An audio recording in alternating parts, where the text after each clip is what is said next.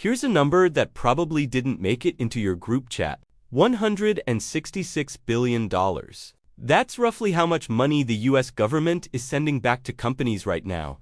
Refunding tariffs that were collected over the past year or so, not new spending, not a stimulus check, a refund of money that was already taken in. And if you're wondering why you didn't get a check in the mail too, stick with me, because the answer says a lot about how tariffs actually work, and about a gap between who technically pays a tax and who actually feels it in their wallet. Let's back up. Starting in April 2025, the US government imposed a sweeping set of new tariffs on imported goods. Using emergency powers legislation as the legal basis, tariffs, if you're fuzzy on the mechanics, are taxes charged on goods coming into the country. The importer, meaning the US business bringing the product in, pays that tax at the border, not the foreign country shipping the goods. That distinction matters a lot for where the money actually comes from. And we'll come back to it because it's the whole hinge this story turns on. Here's the twist. In February 2026, the US Supreme Court ruled, in a 6-3 decision, that the law used to justify those tariffs never actually gave the president authority to impose them in the first place. Under the Constitution, the power to tax and set duties belongs to Congress, not the executive branch acting alone. So, the court said the money had been collected without proper legal authority and ordered it returned. That set off what's being called one of the largest refund operations in US customs history, somewhere around $166 billion, collected from roughly 330,000 importers across tens of millions of individual shipments between April 2025 and February 2026. So who actually gets that money back? Not you, the shopper, directly. It goes to the businesses that imported the goods and paid the duty at the border. Companies ranging from small manufacturers to logistics giants to big retailers, some of which, like FedEx and Costco, were among the earliest to challenge the tariffs in court, betting early that the policy wouldn't survive legal scrutiny. As of the middle of this year, more than $85 billion had already been paid out, with the rest still working through processing, and the payouts have been large enough to noticeably widen the federal budget deficit in recent months. Now, here's where it gets uncomfortable for a lot of people, and it's worth sitting with instead of rushing past.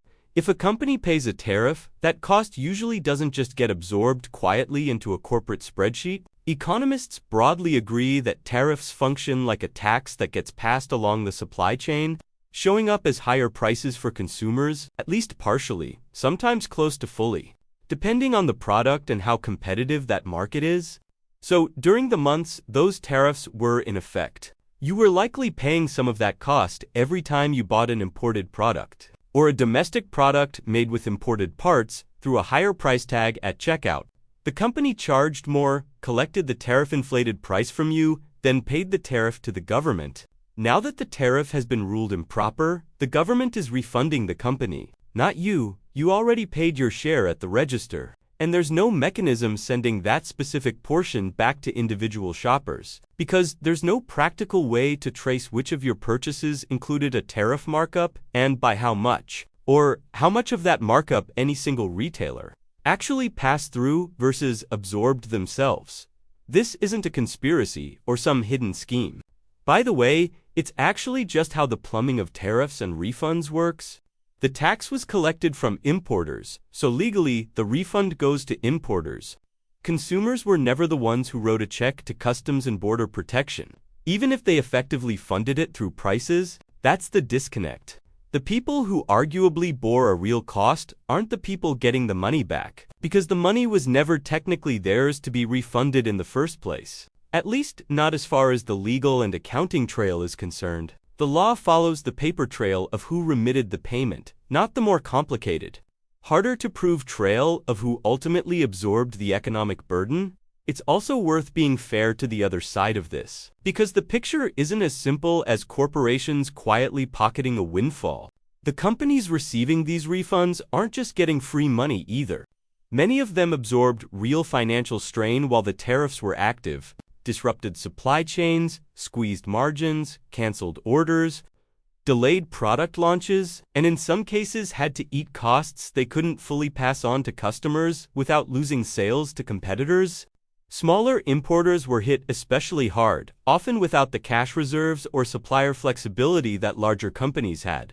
One analysis found small business importers paid an average of over $300,000 extra in tariffs each. In truths, each real money for companies operating on thin margins. Some of the refund is going to genuinely help stabilize businesses that were squeezed for over a year, not pad already healthy profits. The Federal Reserve Bank of Atlanta estimated that financially constrained businesses would receive roughly 34% of the total refund pool, somewhere around $56 billion, which suggests this isn't purely a windfall for giant corporations. Even if the largest dollar amounts, in raw terms, are still going to the biggest importers, simply because they paid the most in tariffs in the first place and have the resources to file and process claims quickly. Here's the bigger picture worth taking away from all this. Tariffs are often talked about like they're a tax on foreign countries, a way to make another nation pay for market access. In practice, the entity that writes the check is the domestic importer, and a meaningful chunk of that cost tends to flow through to domestic consumers via prices. Even though it rarely gets itemized or labeled on a receipt the way sales tax does, when a tariff gets struck down or reversed, the refund follows the same legal path the payment took, back to the importer, not back through the checkout line to you. Understanding that gap between who visibly pays a tax and who actually absorbs its economic cost is one of the more useful mental models you can carry into any conversation about trade policy, subsidies, or corporate taxation in general. The paper trail and the real-world cost don't always follow the same people. And that mismatch is exactly why stories like this one feel so counterintuitive. The first time you hear them, it's also a preview of something worth watching going forward. Even with this ruling, tariff policy hasn't disappeared. New tariffs tied to different legal justifications have already been announced on goods from a long list of countries. So the underlying dynamic, importers paying at the border, some of that cost flowing to consumers through prices, and any future legal reversal sending refunds back to businesses rather than shoppers, isn't a one-time quirk. It's baked into how the tariff system works structurally, regardless of which specific tariffs are in place at any given moment or which administration put them there. I want to be clear that this isn't a partisan story about villains and victims, even though it's easy to frame it that way if you only look at the headline number. It's a structural feature of how tariffs and refunds are built to work. And it's worth understanding, regardless of how you feel about the tariffs themselves, the court's ruling, or the administration that imposed them in the first place. This is general information meant to help you understand how tariff and refund mechanics actually work, not financial or investment advice, and definitely not a prediction of future trade policy. So treat it as context rather than a directive for your own financial decisions. If breaking down stuff like this, the parts of the economy that quietly touch your wallet without ever sending you a bill or a check, is useful to you, consider subscribing. This is exactly the kind of thing we dig into every week.